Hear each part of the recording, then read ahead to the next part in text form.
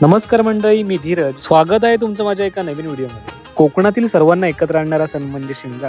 तो आता लवकरच चालू होत आहे. तर आज आम्ही चाललोय पहिली होळी आणायला.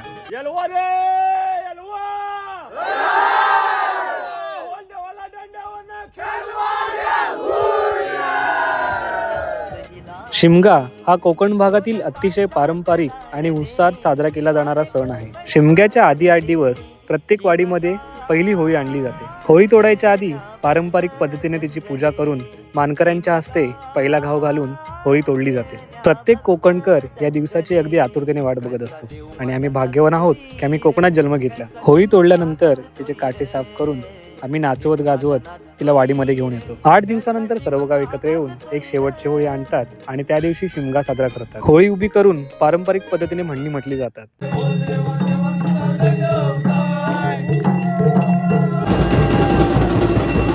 व्हिडिओ आवडला तर नक्की फॉलो करा.